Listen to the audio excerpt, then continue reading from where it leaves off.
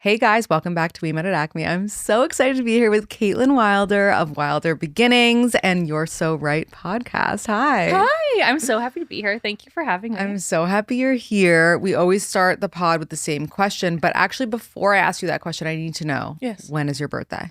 June 2nd. Oh, a Gemini. A Gemini. Well, amazing. Listen, I have a whole thing with being a June Gemini. Versus a May. Versus a May Gemini. It's very real. Mm-hmm. I'm married to a June Gemini. Mm-hmm. This baby is due May 30th. I said to my doctor, I will not have this baby in June. I cannot have three Hold June it in. Geminis. Yep. Wait, 3. Oh. Me, my husband, and this baby. Mm-hmm. Oh, because you don't like June Geminis. No, I don't. As one, I feel Wolf is a confident Gemini, by the okay. way. I just thought. I feel Wait, Wolf, are you June or May? You're May, right? Yeah, that's what I thought. I feel confident in saying June Geminis are like the Geminis you've heard of and been warned about. Like we're a little crazy and Kanye is insane. a June Gemini. Kanye and Donald Trump Yes. are June Don't they have the same birthday or something? They might. Yeah. So I feel like that says everything we need to know. Right. So you just want a little bit of a calmer I think a Gemini. May Gemini is more calm. And so I said to my doctor, I was like, listen, I'm going to say the most LA thing to you. And he said, is it about the zodiac? Yeah. I said, it is. And he was like, don't worry about it. He was like, I induce for that all the time. That's like, okay. Amazing. And so LA So to LA. Respond like that of him. 1,000%. Wait, do you know what you're having? I do, but I haven't revealed. Ooh, okay. So I'll Well, tell you maybe after. after. Yeah. Okay, I love that. So what is your favorite romantic gesture for someone to do for you? I am like a dog and I'm very motivated by treats. Mm-hmm. I love a treat. I expect a treat often throughout the day. Yeah. So to me, it's twofold because it's one, you weren't near like a surprise treat. Oh, I'm sorry. A surprise treat if my husband is out and he comes back with something for me, because that means he was thinking of me when he wasn't around me. And he knows what he needs to do to keep me calm and not insane. And that makes me feel seen in a really beautiful way. I love that. What's your treat of this pregnancy? Oh my God. Anything and everything. I'm a real sweets person. So I love a sweet treat. That's like nice. a cake. That's really nice. That's all I need. You know, I was just thinking, because there's a McDonald's across the street, about how much I wanted just a soft serve cone. The McDonald's soft serve cones are iconic. So underrated. Yeah. Oh, they're so good. So underrated. And they It's used to be crazy. like 99 cents. Are they still? They're not. Oh, I think they're, they might be like $1 something. Okay. They might not be too inflated. Yeah. But 99 cents seems like that was a time. That was a time. I mean, taxis were $4 at one point in my life. Okay. So much to discuss, so much to unpack. I also didn't even mention that you're a doula, which is crazy and amazing. Yes. What's it like being pregnant as a doula? You know, I'm a horrible pregnant person and I have my own doula for this birth. I don't follow any of the rules. I don't do any of the things. I forgot I'm not supposed to be eating deli meat. And I remembered the other day as I was eating like a Jimmy John sandwich. Yeah. I think it's also third baby. I'm like, we're just going to do what we're going to do. Right. And it is what it is. It is helpful in situations like with my doctor where I know what I can stand up for. And I know that sometimes what they're telling you isn't necessarily the whole truth. And I wouldn't know that if I wasn't a doula. Yeah. So that's nice. And I feel really empowered in all of my doctor's appointments, which can be really difficult. Not a lot of people, I think, feel that way. Right. They kind of just go to their doctor and whatever their doctor says, they say, okay, sounds good. So I'm very thankful for that and that I know what I can push back on or what I can kind of stand my ground on. So that's helpful. And then it's also just cool. I've seen so many births that birth is not scary to me. And I know how beautiful and amazing it can be. And so I get excited about that. So it's funny because when I asked for questions for you, one of the most common questions that came up was, I really want to have a baby, but I'm scared of being pregnant and I'm scared of giving birth. Yeah. So what can you tell me? And it's funny because I weirdly wasn't before. And I'm still not now, even though I had a horrifying experience both times. Yeah. But I can't articulate it probably as best that you can because you've worked with so many women. Yeah. Talking to them about this exact subject. So what would you say to one of these people? I would say you really have to expose yourself to what normal, quote unquote, physiological birth is. And I mean that in comparison to what you're seeing in TV and movies. Right. Because what you've seen about birth is not what birth is actually like. Most of us haven't seen somebody actually give birth until we're the ones that are doing it, and we're even barely there. It really is so important. Like, watch YouTubes of calm home births. Like, expose yourselves to things that show that birth isn't just screaming and pain, but it can be really calm and beautiful. Read stories like that. And, you know, it helped me to remind myself that we have been doing this for millennia. That doesn't mean that it's all going to be great and easy, but it just means we're just connected to this line of so many people that have done it before us. And it doesn't have to be scary going into it, for sure, if you don't want it to be. Yeah. Like, agreed. I'm amped. I had a friend who actually ended up having a C-section, like an emergency C-section, tell me that it was the best day of her life. She was like, I felt like it was my wedding. Like, everyone was obsessed with me. Yes. All of the nurses and doctors, like, were checking in on me. Yeah. Like, my husband was looking at me like, oh my God, you're amazing. Yeah. And going in, that was my story that I had heard. Yes, I love that. So I was like, oh my God, it's my day to shine. Yeah. You know? Yeah. And that's really nice. Yeah. I had, with my daughter, an unmedicated birth in a hospital, which isn't super common. By choice? By choice. Okay. Which is a great follow-up question, because a lot of people will have them not by choice. Right. And it's a They'll be too late. Totally different experience, because I had a good friend who had an unmedicated hospital delivery with her second that she did not plan for and did not want. And she was like traumatized after it. Whereas I had the exact same experience as her, but I wanted it and I prepped for it. Right. And it was amazing. But a lot of the prep I did was reframing how I thought about birth. And I'm an insane person. So my like birth affirmations were like Viking, like warrior affirmations. Like, you are like, eat the heart of your enemies. Like, you are the greatest person that's ever lived. Like, you know, people will say that you don't get a medal if you don't go unmedicated. One of mine literally was, you do get a medal. Right. Because like right. that was the things I had to tell myself to like go into birth feeling excited about it and empowered about it. It is so much more mental than it is physical, but nobody preps for the mental part of it. So I think that's, if you're scared about being pregnant, if you're scared about giving birth, it is all mental. Did you feel like when you had the unmedicated birth that it was more of like the birth from the movies? Do you know what I'm saying? I mean, it was in that I was like roaring like an animal, and I was like riding a wheelchair backwards and like that kind of thing. But, you know, every show and movie, a pregnant person starts going to labor where they're just like standing on the street and all of a sudden their water breaks. Right, Like, that and it never happens. Really happen. That happens to like less than 10% of the population. So it did feel a little more like the shows and movies, just because I was like a little bit insane, but I loved every second of it. It was amazing. I love that. Yeah. What will you do for this one if you're able to choose? So I almost had my daughter in the car from the time we took the ticket in the parking lot to her being born was 20 minutes to the minute. I got to the hospital 10 centimeters dilated, and that was a dream. But it's amazing. My doctor missed it and my husband missed it because it was so fast. My husband was taking our son to school, and I called my sister and I was like, I'm in the shower. I'm starting to push. Like, somebody needs to come get me and like take me to the hospital. So I think the only thing I would do different this time is like maybe let my husband be there and like go to the hospital a little earlier. But you would still go for the unmedicated. Totally. Oh, I love that. Yeah. That's so fun. Because also I just like got up and walked around right after. It was so nice. It's great. Okay, speaking about your husband. Yes. How did you meet? And tell us a little bit about him. Yeah. So we met through a mutual friend. He was best friends in college with my sister's best friend from high school. And we're both from the Valley in LA. So we, you know, when they would come back for like Christmas break, I would go with my sister to hang out with all of them. I don't remember him from any of that. Don't tell him that. And we reconnected at this mutual friend's birthday party. And I had been very single. I was like so over being single. I had had the worst dating experiences. And I literally had read an article about like how to successfully flirt with people. Because I was like, clearly I'm doing something wrong. Like, what is happening here? And it was like, you know, gently like touch their arm when you're talking to them and like smile. And like, which were very basic things, but apparently I was missing out on. So we were talking at this party and we made plans to hang out. And we were texting and we were going to go out. And then he ghosted me. And I was like, I can't believe I can't even get somebody who knows my sister to go out. Like, what is going on? We matched on Tinder 2 weeks later.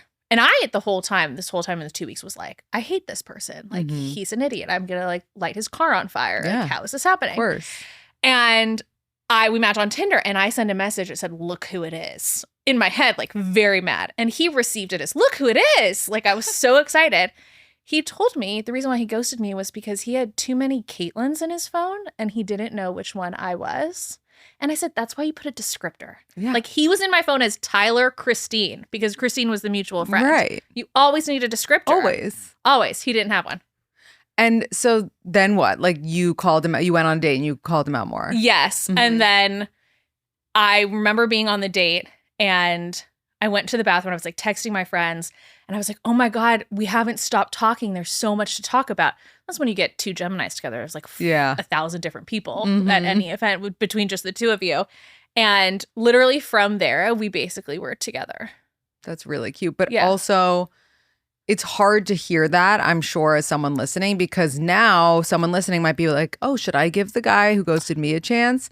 And it's not always as innocent of a reason. No, 1,000%. And it's also, there's so many guys I dated where if they said that, I would have been like, I know you're totally lying. Right. But he genuinely was such a sweet person. Yeah, and I think because you had the connection with your sister, you know. Exactly. And I knew our mutual friend and my sister would never let me go out with him if they thought he was like actually a bad guy. Right. That's the positives to having mutual friends with someone. Yes, totally. Definitely. Yeah. Because like the devil, you know. 1,000%. You know. Yeah. Okay, let's talk a little bit more about motherhood. What is something about it that surprised you in a good way? I mean, literally everything. Yeah. I think motherhood is the one thing that we think we understand and we have no idea what it actually is, both before we're in it and while we're actually in it. Like, I don't think anybody actually knows what they're doing at any point in time as a mom. I think we're just all guessing and doing our best. And that's like the biggest secret of motherhood is like no one actually knows. Yeah. But once you lean into that, I think it's so freeing. Because there are no right or wrong answers. Everyone's making mistakes. We're all just doing what we can. So I would say that was a big surprise in a very good way.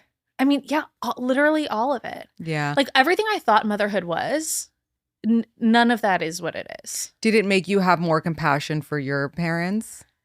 That's such a good question because like boomer moms are so funny. Yeah. And they really had a very different experience. They really did, but why? Can we unpack technology? They didn't have any technology like social media making them feel bad. So it seems, right? Like no disrespect to my mom, love you, shout out. Like it seems like they just didn't care because of that. Exactly. And that's so beautiful. Yeah. Like one of my messages on my Instagram is like, just care a little less. Yeah. It doesn't have to be that serious. But everything as a new mom, especially like in the world of your phone, feels like life or death and so serious and black or white. And you have to do this or something. You're going to ruin your baby forever. And there's rules and all that. And our moms had none of that. They just did like what their pediatrician said.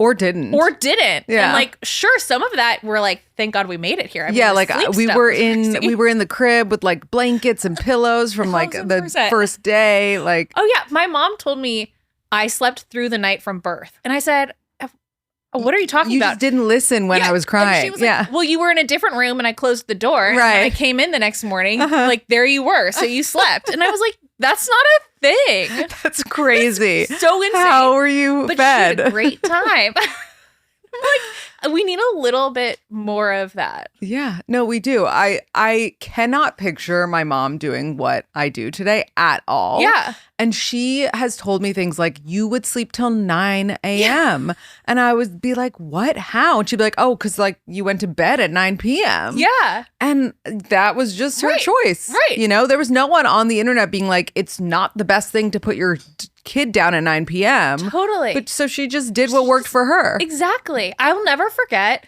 when I had my son and I was so like obsessed with doing everything right. And I was constantly like in his face, like singing to him, doing black and white. I mean, it was like a manic one woman show 24/7. And my mom looked at me and was just like, please leave him alone. Like, just like take a step back for a second. Like, let him look around. Like, you don't need to be entertaining a 3-week-old 24/7. But that's what in our phones, that's what it's telling us is like every moment has to be stimulating, like educational and developmentally appropriate. And it was such a change in my mind frame and a release of like, oh yeah, I can just let my baby lay there if they want to lay there and they're happy and like look at a couch cushion and like lose their mind at the fan. Yeah. And it was such a freeing way of being. And it was so different compared to what I was seeing online. And I think I think it's the technology and the social media and it's also because of technology, we're outsourcing so much of motherhood to apps and to like robotic bassinets and gliders and all of this that we don't trust our guts or believe in ourselves because we think, oh, this app knows better than I do. So our parents didn't have that. Our moms didn't have that at all. They just like did what they wanted to do. Right. Exactly. For some reason, I mean, maybe I can't even imagine myself being swaddled as a baby. Oh yeah. I don't think they did that. Yeah. Like I definitely don't. But something that I love so much, and the reason that I started following your account so long ago on my like little baby Instagram is because you just make everyone feel so good about their choices. You really do. And it's so rare. I actually can't even name another account that makes me be like, oh, it's okay. Yeah. You know? Yeah. And obviously you're not being like, you know, it's okay to throw your baby in the air. Like, but it's just, you feel so like seen, especially as a new mom. So many of your posts resonated with me when I was a new mom. Yeah. And, you know, the contact naps were happening a lot and I was being told they shouldn't happen and things like that. What do you think are some of the biggest misconceptions? And I know you've shared about this a lot on your social media that people think they need to be doing as moms. Oh my gosh. Yeah. I think it's everything about sleep. Sleep has gotten for infant sleep. Normal infant sleep is that your baby isn't sleeping. Like normal infant sleep doesn't exist basically. But there's all of these sleep trainers and accounts that are like, oh, your baby should be sleeping 7-hour stretches by 7 weeks old. Like that's actually not developmentally appropriate. I think sleep is a big thing. That's probably my number one. And then just all of this stress of like, anything you do with your baby is going to somehow mess your baby up or like being responsive to your baby. Somebody reminded me this morning on Instagram that one of the bigger sleep trainers, I don't know if she still does it, but she used to say like, if your baby wakes up in the middle of the night, don't make eye contact with them because then the baby will get like too excited. Like that is a crazy thing. Don't you dare look at your baby. Yeah, like when you break it down, that is crazy. But as a new mom, I was like, I can't look at him. Like, he can't see me. And it's like, that's wild. Like, that's wild work. But again, like, that's what we think we're supposed to be doing. Because also, as a new mom, you're so tired. You're like, I'll do anything to, 1, get more sleep, or 2, feel more in control of what's going on. So if somebody tells me, like, do this 30-step acronym before you feed your baby, I'm going to do that, when in reality, like, none of that is real. How do you feel about sleep training? Are you anti? I will say I personally do not sleep train, and it is not right for me. But I would never, like, I don't care what anybody else does with their baby as long as they're not doing something unsafe. I would never, I have so many friends who did sleep training. Like, I would never say to someone like, oh my God, I can't believe you did that. But it's just not for me. How do you feel about co-sleeping? So it's so funny because I was not into co-sleeping, and I definitely do co-sleep now with my daughter who's older. It scares me with a newborn. And that's, again, just me personally, like, freaks me out a little bit. But I think it's totally fine if it works for you. If you want to do it, do it. My son never was big into co-sleeping because he always seemed to like a separate sleep space. And same with my daughter until she was older. But it's like, whatever. Yeah. Do you co-sleep or what do you do? No, I don't. Yeah. I'm like very by the book. Yeah. But I feel like unlike a lot of people on, you know, that side, I would never judge someone for those things. Right. I like, you know what I'm saying? Yeah, it's totally. like, I feel like as a mom who has a platform, but not a platform where I tell people how to parent, or you know what I mean? Yes. I will sometimes share, like, we're working with this great sleep trainer. Right. And be attacked by people who think sleep trainers are like abusive. Right. And I am not in their DMs being like, it's crazy that you're not sleep training. Totally. So I don't know. Totally. I always say to people, my only thing with sleep training is I don't like it when you think you have to do it. Correct. Or you think that's the only solution. Mm-hmm. That's when I'm not into it. Right. If there's other things I could do, I don't have to do it. I'm choosing to do it. It's what works for us. Then great, go for it. But when I had my son, I thought it was literally like, 4 months old, then you sleep train. I literally did not know you didn't have to do it. Right. So, and I didn't feel, I tried it and I was like, this is miserable. Like, I can't do this. Mm-hmm. But I felt like I was doing it wrong. That's when I'm not into it. Right. But if you want to do it and it works for you, like, who am I to say anything about it? I agree. And I think it's similar to dating and like listening to dating coaches, which is like, you got to take what works for you and leave the rest. Totally. Like, if you work with a sleep trainer and they're like, okay, put them in bed drowsy but awake.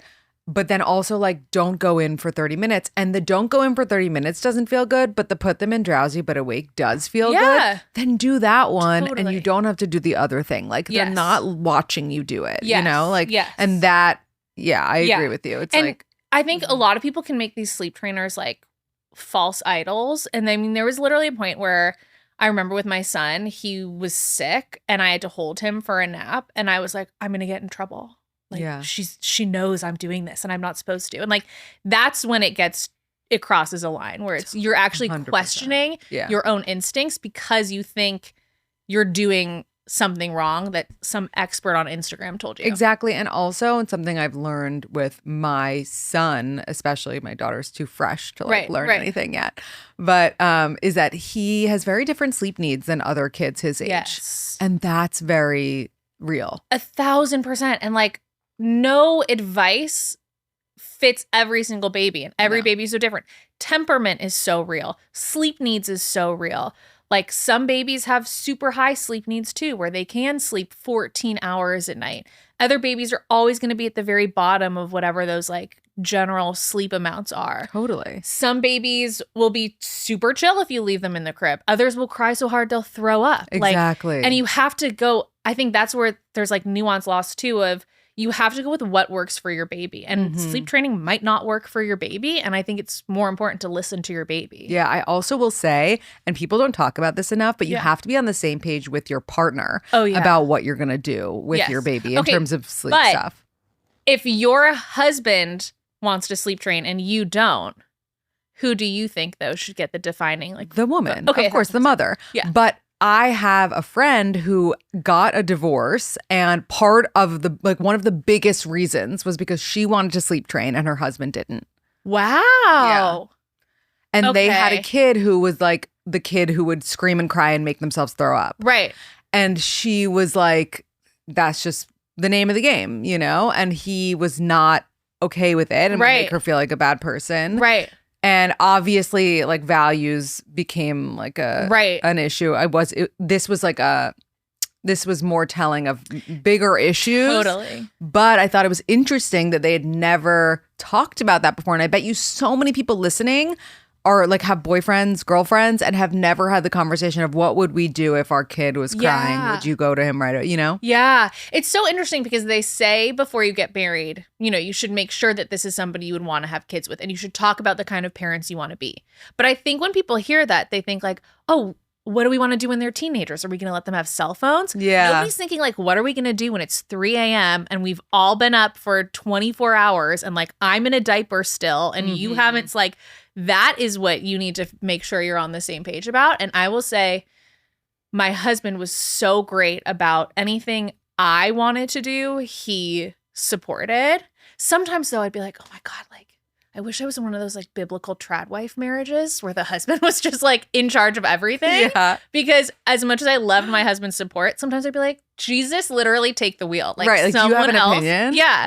And we had to have a conversation about that of like, I'm going to say something to you and I love that you're agreeing automatically, but I also don't want it to feel like it's only my decision, because then if something goes wrong or it doesn't work on top of everything else, then I'm going to have that on me too.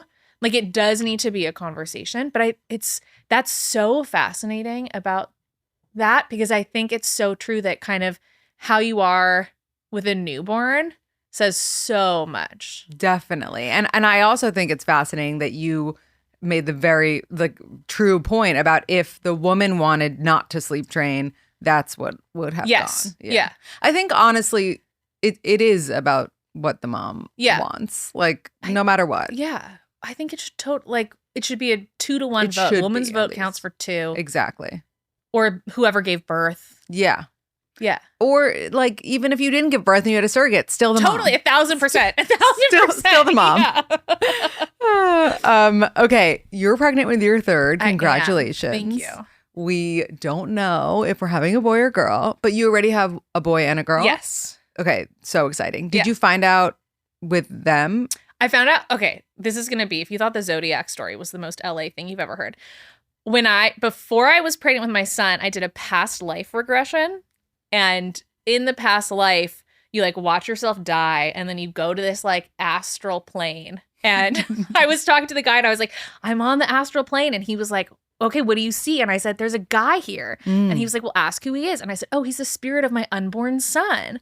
And he said, well, ask him if he needs anything to come down. And I was like, no, he told me he's good. I found out I was pregnant 2 weeks later. Stop. So I either had just gotten pregnant or got pregnant like right after. That is crazy. And so when people are asking, we're going to do a gender reveal, I was like, well, I don't need to do it. Like I already met him. I already know him. We did one. With my daughter, it was a surprise. So I didn't know until I gave birth what I was having. And then this third one we found out because my husband was like, I didn't enjoy that. Yeah. I was like, I was super passionate about it the second time about not knowing and being surprised. This time I was like, I did it once. It was fun. I don't need to do it again. Did you think you were having a girl the first time when you didn't know? I did not. I always felt like I was going to have a boy. Interesting. Yeah. Well, maybe you were just thinking about the boy that you did have eventually. Probably. Yeah. I will say older boy and then girl, boy first, then girl is an iconic combination. Thank you. Like you're going to love it. I'm so glad to hear that. Yeah. Wait, but didn't you have your daughter first? No, I had my son first. Oh, okay. Okay. Yeah. Got you. So you didn't find out for the second pregnancy is what you're saying. I see. Okay. Because now I'm up to speed. Thought it was probably going to be my last pregnancy and it just felt like a fun thing to do. Like when else would I ever have a surprise like that? So we did it. Okay, so you thought that, but here we are. Yeah, I know. Did you hope for this? Like what changed? So, and does it feel, and it's okay to not know. Yeah. Does it feel like you're last? It's so wild because I never thought I would have more than 2 kids. And I don't know if it's the same in New York, but in LA, not a lot of people have 3 kids. And anytime I would tell somebody I would have a third, they would look at me like I was crazy. Like, what are you talking? Like, I was a Duggar, like announcing my 19th child. I'm like, it's the third. Like, that's not that insane. You know what? I know what you mean, actually. And I feel like it's because, but maybe this isn't the reason, you tell me. In LA, all of my LA mom friends breastfeed for a year at least. And I feel like my New York friends like take the pill immediately to not have milk. So maybe that's why, because they're like putting so much more effort into it. I don't know, but continue on. It could be that. I mean, also, like, let's be honest, LA is not a cheap place to live. Well, same. Yeah. So that all makes sense too. But I mean, even my mom was like, no, you can't have a third. I'm like, well, I'm a responsible adult. Like, I'm not 17 years old despite feeling like a teen mom all the time. Like, I think I would be okay. My husband would always say, if you have a third, I can't wait to meet the dad because it's not going to be me. And I was like, okay. And then I had my second and I could not stop thinking about it. I mean, I was up at night on Reddit threads crying, like looking into how do you know if you're done? Do you regret having a third? And I just was like, this can't be how everyone feels. And I asked mom friends who had 2 kids, did you genuinely feel done after 2? And so many of them said 100%. It wasn't even a question. And the intensity with which I was thinking every day about whether or not I was done, I was just like, I can't live like this. And it felt to me, you know, everybody will say the cliche thing of like, well, when you look around your Thanksgiving table in 20 years, like who's going to be there? What are you going to want, more kids or not? And I remember having a conversation with my husband, and I don't know if this is a horrible thing to say, but I think it's pretty realistic, where I said to him, I'm worried it's going to be who's going to resent the other more. Are you going to resent me more if we have a third, or am I going to resent you more for the rest of my life that I felt like I didn't get to have the third child that I wanted to have because you didn't want it? And like, again, I don't know if that's not a chill thing to say, but that's how I felt. And I was 100% genuinely very worried that like the rest of my life, I would be thinking I was supposed to have another baby. Like when I would see pictures, I would picture pictures of us. And I thought, would I look at this picture one day and be so happy and thankful, but also think someone is missing? And again, not everyone feels that way. So I just said to my husband, I think we have to have a third. Like, I don't think I will be okay if we don't. And so he said, okay, I've been very lucky and very blessed. And I don't want to sound flippant about it in that I haven't had any issues trying to conceive. And so I didn't really track much because my husband was like, I don't want to do that. Like, I'm not going to be on a schedule. If it happens, it happens. Right. And it happened. And then immediately I was like, what the fuck? Like, I can't believe I made that choice. And like, I thought back, especially when I was like 6 weeks into my pregnancy, I thought back to the me who really wanted this. And I was like, I don't know her. Like, I don't know what she was thinking. This is a wild choice. But now I'm very excited. And I don't mind the chaos of having kids, and it doesn't stress me out. I don't feel overwhelmed. So I'm not worried about it being more chaotic. And also, as as each kid gets older, it gets so much easier. Right. Like my son is 5. It's so much easier And now. how old is your daughter now? She's almost 2.5. Okay, so they'll have like a 3-year. Yeah, so they're all like little under 2 3. years and 8 months apart. Okay. So it's just, people who have multiple, like twins. I couldn't imagine having multiple of the same age. No, crazy. Like that's crazy. And I couldn't imagine having them much closer in age. That's a whole other thing. So I'm just like, I think it's going to be great and it's going to be insane. But I think we're going to ultimately, I mean, obviously, like once the baby's here, we're not going to be like, ugh, that was a mistake. Yeah, I think of we're course. gonna be very happy. Definitely. And my husband's definitely come around more, which is nice. That is nice. And if this is your last, like, doesn't it feel like you can enjoy this pregnancy a little bit more, knowing that there's the last anatomy scan, last glucose test, last birth experience. Like, it's almost kind of bittersweet as opposed to annoying, It's totally bittersweet also because as women, we are, this is something we look forward to so much in our lives. I mean, not everyone, obviously. And it feels weird that I'm going to be out of this stage. Right. And I can't imagine what that next phase of life looks like. I was thinking about how many years I've been pregnant or breastfeeding, and it's literally every single year since 2020. It's crazy. I mean, that's crazy. That 2022, is crazy. I only had like 3 weeks of breastfeeding in there, but I'm counting that. But I'm like, I don't know what life looks after that. And that's what scares me more of like, this is so much of my identity being a mom and being a mom to young kids that I'm not nervous about having 3 kids. I'm nervous about my life when I'm done with that. But you won't be. But I won't be, exactly. This one's just going to, exactly. And I told my husband too, I was like, listen, you're getting a vasectomy. And if not, then, and if there's a 4th baby, it's not my problem. Yeah. Like I have been in charge of birth control since I was 16 years old. I'm bowing out. Yeah, it's your not turn. On me anymore. I love that. It's absolutely on you. Are you, I feel like you're younger than me. How old are you? I'm 37. Okay. So we're 2 years apart. Okay. I'm right behind you. Okay.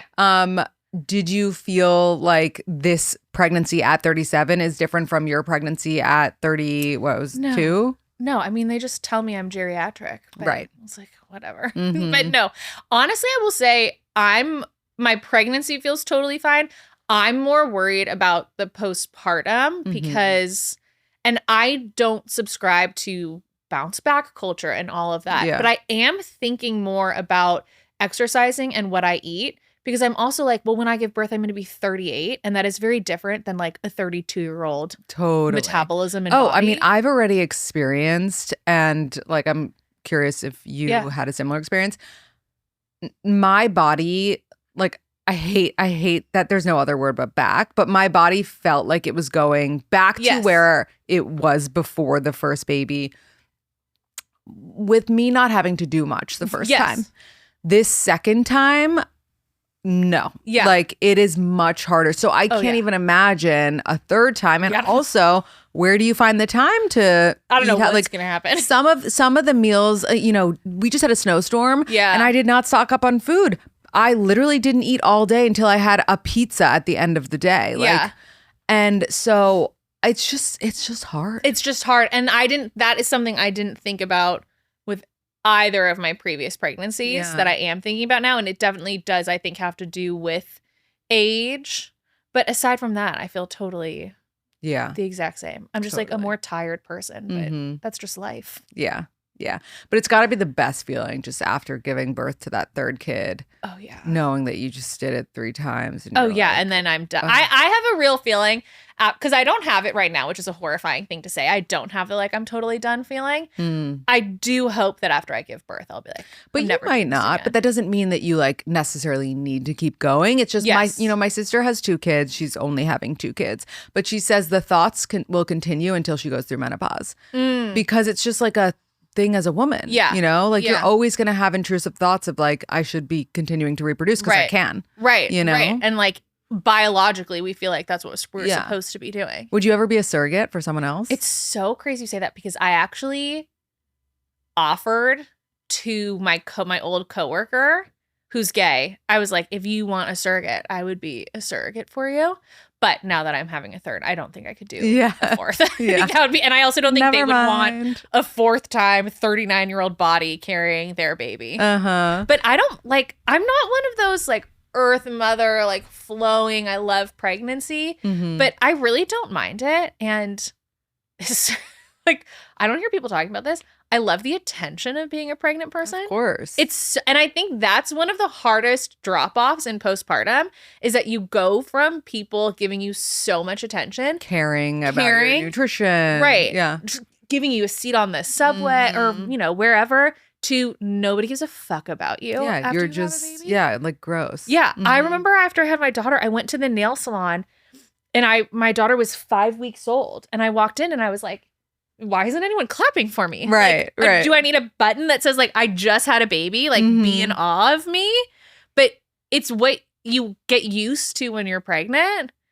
So I like it. Yeah. No, I get it. What is your, I swore I'd never do that as a parent moment that you absolutely do now? Because no one's a better parent than someone who hasn't had kids yet. It's wild. I think about the things I used to say to friends who had babies. It's embarrassing. And I'm like, oh my God, I can't believe I used to say that. I mean, I definitely, the co-sleeping, the contact naps, I never thought I would do. I never thought I would let my life change. I thought it was always well, you have a baby, but you're still you. Right. And you just bring the baby around and you fit the baby into your life. And it's that's insane things to think. Absolutely not. I think about when I would text friends who had a baby and I would just be like, oh, I'm coming over. Oh my God. Or that time that you suggested doesn't work for me. Just centering myself so much. But I think it definitely would be all of the sleep things, because I really thought I was going to be super strict, sleep training, drowsy but awake, all of those things. And it surprised me how much I didn't align with that when I actually had my kids. Yeah. Yeah. That makes sense. What's going on with, something I really liked is how you talk about how it's okay to be in the roommate phase with your husband. Yes. So my question before was going to be what's going on with your husband at this moment in your lives? Do you feel like you can prioritize each other? No. Yeah. And is it something you just accept? Because I remember Michelle Obama, I always bring this up, was for the first 10 years of having kids, I hated Barack. And honestly didn't know if I'd ever like him again, but then I did after Sasha was 10. Barack, what do we mere mortals, what are we expecting of ourselves? Literally. Yeah. I will say, I think the roommate stage gets a really bad rap. I think it's a very unfair thing to put on new parents of like avoiding the roommate stage. Roommates are great. If you have a good roommate, I mean, that's something you think about forever. And to me, a good roommate is just a good teammate. Like you are working together to create a nice living situation to make the other person's life better.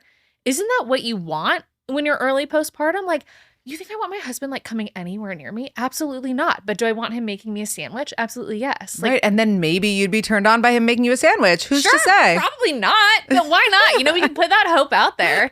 But I think it's actually a really beautiful place to be in. And I think having a partner who doesn't mind being in the roommate stage with you is so key. Like to me, it's a red flag when partners are like, oh, the 6 weeks, like when's your 6-week doctor appointment? As if like that's all we're thinking about is like being cleared to have sex again, or that's even anything we're thinking about. Like that is a red flag. A partner who complains that you're giving all of your attention to a baby.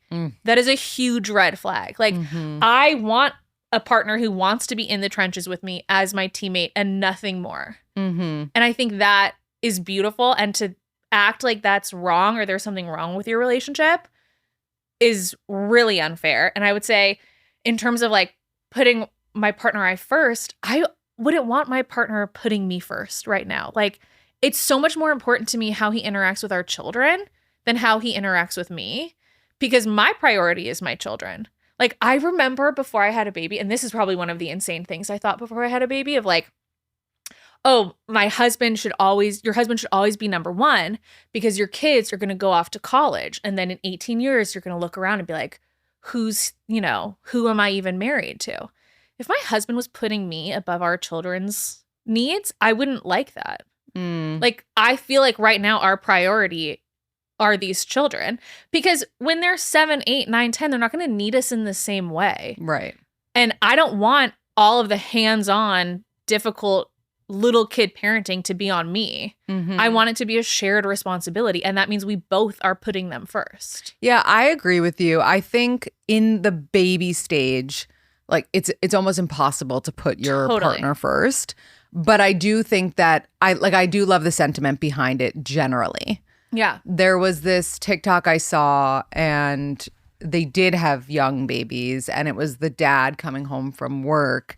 And the baby was running up to hug the dad. And he was like, hold on, your mom first. Yeah. And like that kind of thing I liked. Yeah, that's But sweet. if your baby's like needs you and you're like, hold on, I need to kiss you. Like that's a little, so like, there's like, use your judgment. I'm sitting there trying to breastfeed a baby and I'm crying and I'm sweating. And you come in and the first thing is, you try to kiss me instead of being like, are you okay? What can I do? Exactly. Like, get away from me right now. But I do think that is very sweet. And I know, people will say it's important for your kids to see like a loving relationship. I also think it's just important for your kids to see that you guys are on the same team and like romantic parts, taken out. I think that's what's more important for kids to see. Definitely. So you have a daughter who is how old now? You said like almost 2.5. Almost 2.5. Okay. I obviously only have a 2-month-old daughter, but what's one piece of dating advice that you'd give her one day? Date women. Like, I don't know what advice I would give her. I am very proud of how feisty and opinionated she is. And to me, that is what's important, where I don't think she will need my advice because she will be such a strong, opinionated. Like I've said before, I want to raise the kind of girl that men will call crazy. Yeah. Because usually when a man is calling a woman crazy, it's because they're opinionated and they don't take their bullshit and they like stand up for themselves. And it's like that quote of when a man calls a woman crazy, ask him what he did to her. And like, so to me, that is more important. And then I would truly just say, like, don't date until you're 20. Like, don't have a boyfriend in high school. Maybe in college, but like, and also just men are dumb. Yeah. I love my husband so much. And there are so many wonderful men out there. But it's just, they are not, the be all and end all that we think they are. I will also say one of my biggest dating advice tips that actually I think is a really good parenting tip is that expectations are premeditated resentments. Mm-hmm. And when you're dating, you know, it's expecting these romantic gestures. And then when it doesn't happen, you're upset. But it's the same with parenting too, where if you have this expectation of my baby is going to be this great sleeper, it's going to be so easy, I'm going to love it, and the reality doesn't meet that expectation, then you do kind of start resenting and thinking there's something wrong with my baby, or why is my baby so hard and everybody else's is so easy? And it's like you're putting these expectations on a partner or a baby that aren't fair, that they didn't ask for, that also don't fit who they are. Mm-hmm. And you're just setting yourself up for failure. Yeah, it's like the question that all of the boomer parents ask you. Is she a good baby? Oh my God. I can't even get started on that. I'm like, no, she smokes cigarettes. Like, are you okay? What would be the dating advice you would give your daughter? Oh, I mean, I love that. I love what you said. I want her to be loud. I want her to be opinionated. I think I would tell her to be with someone who loves her a little more than she loves them. That's a great one. That's very underrated, but I think that's very important.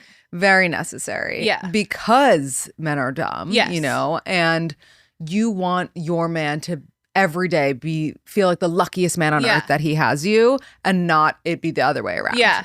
Because like obviously you're both lucky, you know, in a great relationship, but he needs to know how lucky he is and like treat you like the princess queen that you are every second, you know? And I think when you have a good husband who's a great father to a daughter, you show them that, you know? And I think that's a big part of it. Like my husband like cries when he thinks about our daughter, like literally.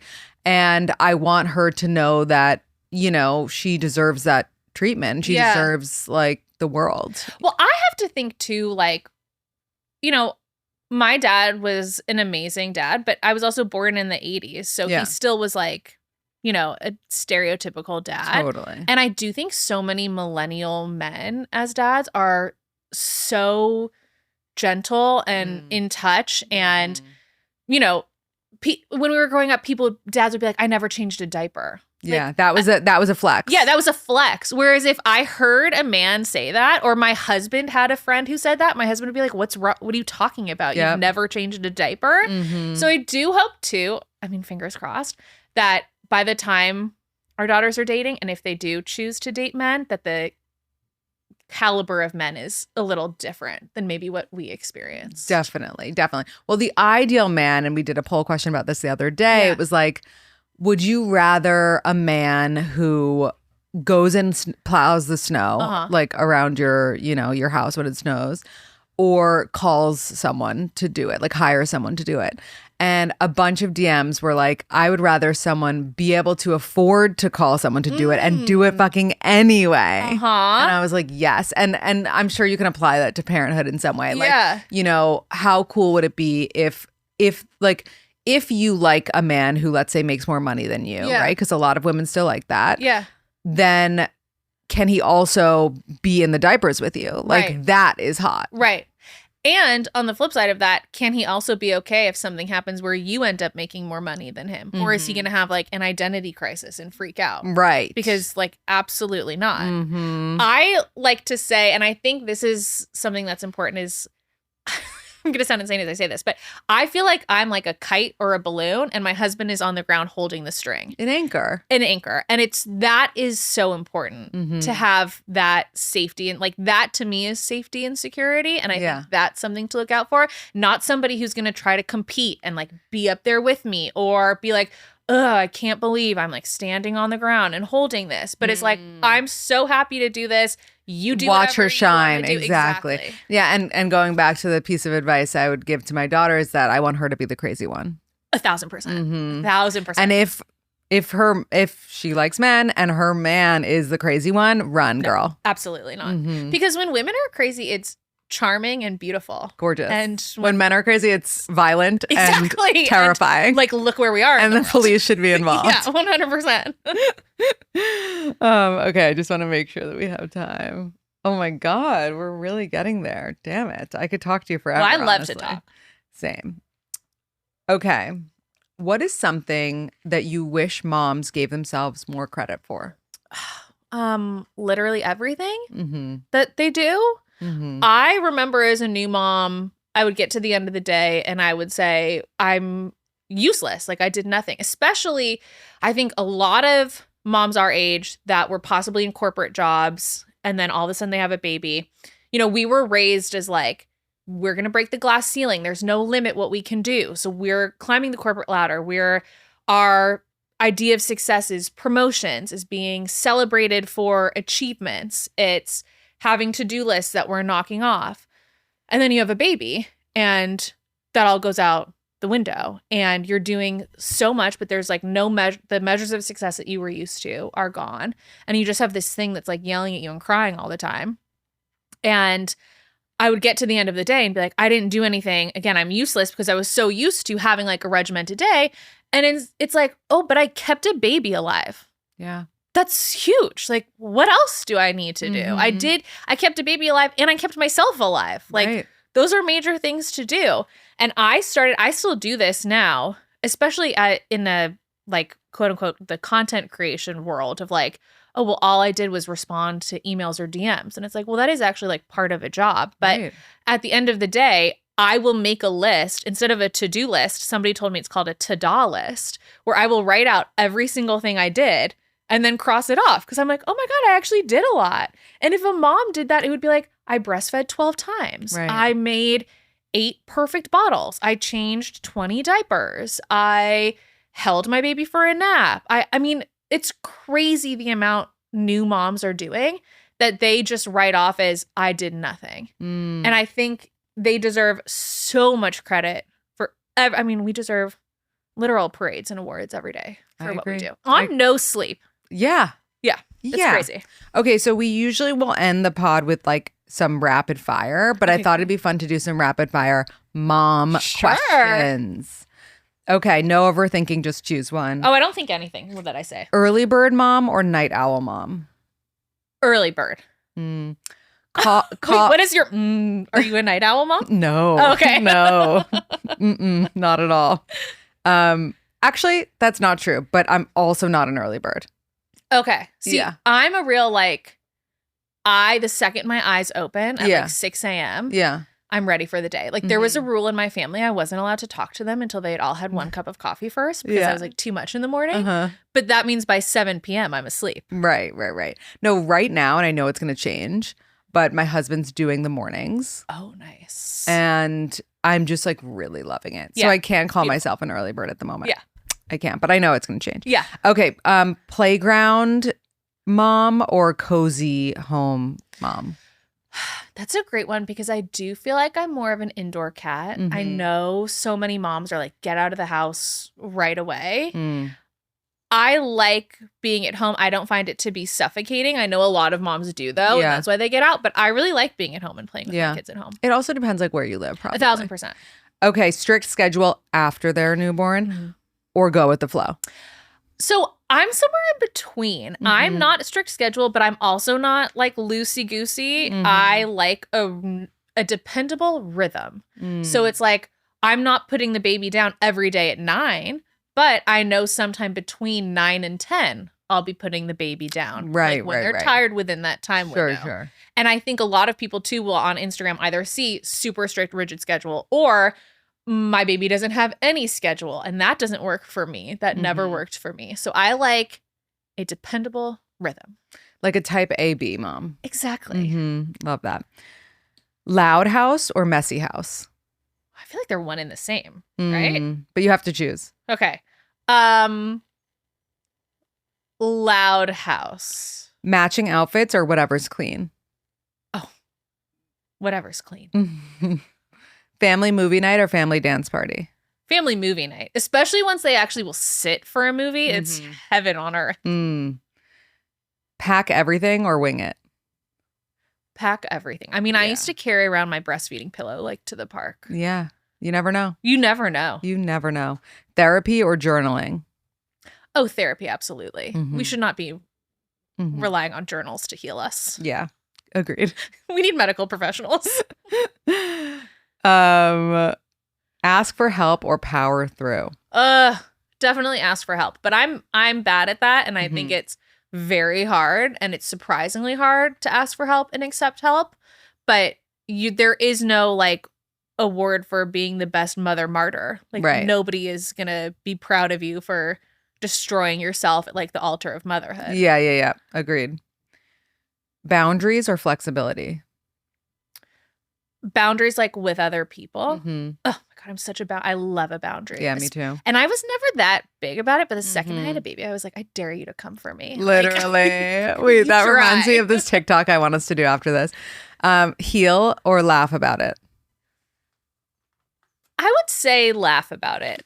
Because it heals you. It heals you. And I really think a lot of what scares people about motherhood is that it all feels so serious. And it's like a lot of what I share is in very simple, clear ways that are presented in funnier ways. Cause I'm like, you just have to laugh about it. Like you can't control it. It's never going to be perfect. It's so much more fun if you let yourself laugh at things and just accept it for like the insanity that it is. I love that. That leads me to my next question, which I feel like you just answered, but what's a quote or piece of advice that you could leave us with? Oh my God. I would say trust your gut. Your baby picked you for a reason and not because they thought you would be the best at stressing out about it or following rigid things. Your baby is not a robot and they're trying their best and you're doing your best too. I love it. Where can everyone find you, follow you, get you as a doula perhaps, and listen to your podcast? Yes. So I'm on Instagram at Wilder Beginnings. I have dabbled on TikTok and dabbled right out of it because it scares me. So I'm on Instagram at Wilder Beginnings, and then I have a podcast, You're So Right, which I co-host with my friend Rachel. And we also have an Instagram there. No doula work right now because it's just impossible with young kids, but I have a website that you can visit too. Cool. That's mostly it. Awesome. Yeah. Thank you so much. Thank you. You were so good. Yay. Yeah. Was that good? Dude, I think my other guest, like my next guest is here, but I really want to film like a funny thing with you.